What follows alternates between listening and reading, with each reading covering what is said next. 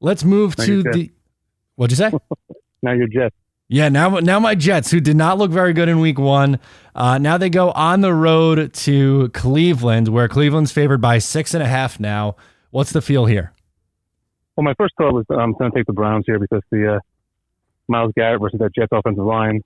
But then the more I thought about it, I think you said 6.5 now. It was 5.5. I think it's too many points. I think as bad as the Jets look, the bright side is hopefully they got the worst game out of the way. I think they have a lot of talent. And they just didn't execute. And I wasn't sure if LaFleur called the best game. Didn't seem that creative, and the offense was bad. I don't trust Flacco.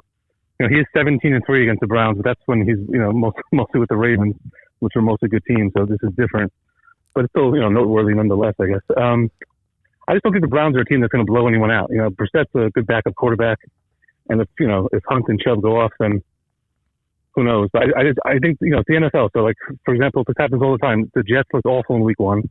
So no one's going to pick them this week, and then they'll come out and they'll play a close game. I don't think they're going to win, but I think they can lose this game, 2017, 23-20. I think it'll be a game in the fourth quarter. I think I like Robert Saleh. I wasn't crazy about his whole, taking names thing, but I think that was more for his players. I don't know if he really believes that. That's really his style. It's more like a Joe Judge thing from last year, the whole bravado thing.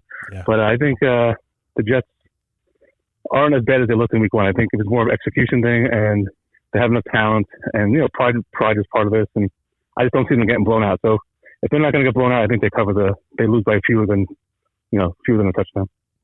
All right, and for me, there you go. For me, I really, to be honest with you, I went back and forth on this one, especially when the line moved to 6.5. Since when I was taking my notes to do the show, I must have switched the pick 3 times, but I ended up sticking with my original thought in Cleveland minus 6.5. And you mentioned it a little bit when you started talking about this game.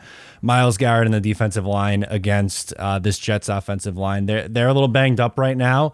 You had a rookie 4th rounder starting on the right side who looked pretty good, but George Fant at left tackle, with Mekhi Becton and then bringing in Dwayne Brown, he's moved around a lot and he really struggled. And I think they would definitely fare better if Zach Wilson was playing this game. Completely different story, I think, because he can move in the pocket, where we saw in week one, Joe Flacco was kind of like a statue back there in the pocket at times. And my fear is that this is a game where the defensive line could just take over and wreck it. I really don't have much confidence in this Jets team until Zach comes back, because I think that the ship has kind of sailed here on Joe. Okay. I get it, but hopefully LaFleur calls a better game, tight end screens or, halfback screens and quick passes or something.